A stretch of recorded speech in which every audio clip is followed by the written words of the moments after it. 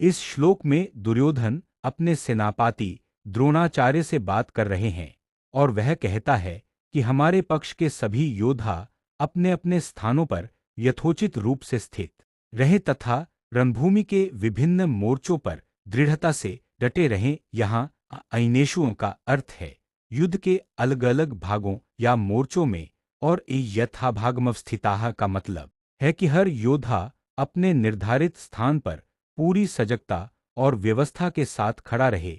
इसके साथ ही दुर्योधन यह आदेश देता है कि सभी योद्धा मिलकर भीष्म पितामह की रक्षा करें। भीष्ममेवाभिरक्षन्तु का अभिप्राय है कि पूरी सेना का विशेष ध्यान भीष्म पितामह की सुरक्षा पर होना चाहिए, क्योंकि वे कौरव सेना के प्रधान सेनापति और सबसे अनुभवी योद्धा हैं। दुर्योधन को भीष्म पितामह की वीरता और युद्ध कौशल पर पूर्ण विश्वास है। इस श्लोक में वर्णन किया गया है कि दुर्योधन के आत्मविश्वास और उत्साह को बढ़ाने के लिए कौरवों के वृद्ध पितामह भीष्म ने उच्च स्वर में सिंह के समान गर्जना करते हुए अपना शंख बजाया। भीष्म पितामह को कुरुवृद्धः कहा गया है, जिसका अर्थ है कुरु वंश के वृद्ध और आदरणीय व्यक्ति। प्रतापवान शब्द उनके महान वीरता और साहस का संकेत देता है। शंख बजाने की प्रथा भारतीय युद्ध संस्कृति में एक महत्वपूर्ण परंपरा रही है, जो युद्ध के आरंभ की घोषणा और सेनाओं में उत्साह भरने का प्रतीक होती है।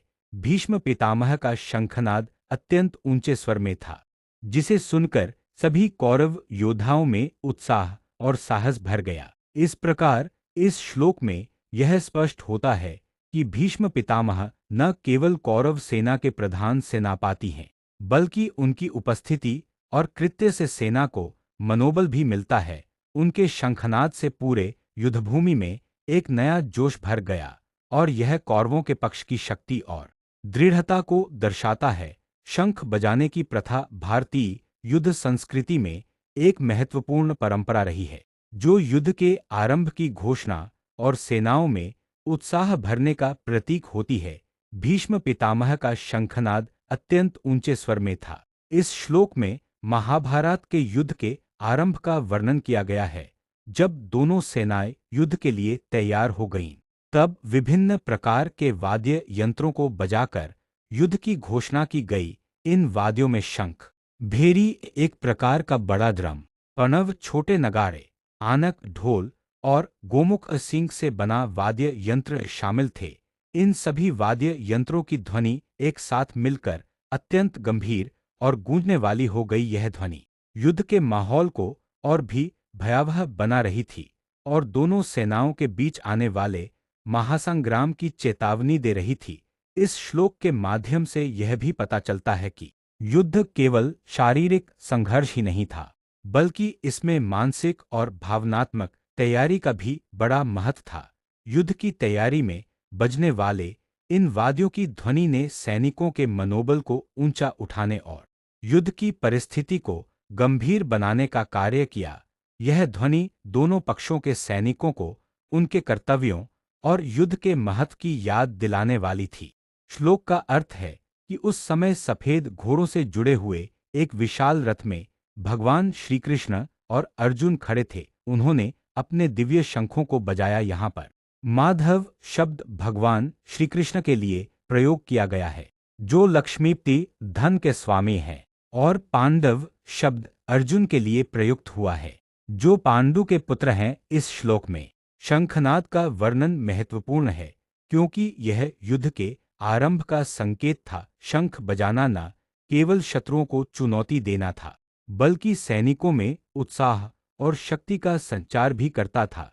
श्री कृष्ण और अर्जुन द्वारा दिव्य शंखों का बजाना दर्शाता है कि इस युद्ध में दिव्य शक्तियां और आत्मिक उन्नति दोनों महत्वपूर्ण भूमिका निभाएंगी। युद्ध की यह शुरुआत न केवल एक भौतिक संघर्ष थी, बल्कि यह धर्म और अधर्म के बीच के महान संघर्ष का प्रतीक भी। इस श्लोक में महाभारत के युद्ध की शुरुआत का वर्णन किया गया है। यहाँ पर भगवान श्री कृष्ण और पांडवों द्वारा अपने अपने शंख बजाने का उल्लेख है, जो युद्ध की तैयारी का संकेत है।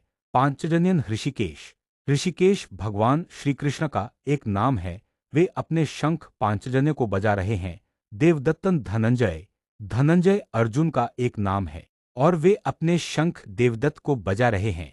पौंड्रन दधमो, महाशंखन भीमकर्मा वृकोदर भीम, जो अपने शक्तिशाली कर्मों के लिए प्रसिद्ध हैं और जिन्हें वृकोदर भी कहा जाता है, वे अपने बड़े शंख पौंड्र को बजा रहे हैं। इस प्रकार इस श्लोक में युद्ध के आरंभ की घोषणा के रूप में विभिन्न योद्धाओं द्वारा शंखनाद का चित्रण किया गया है।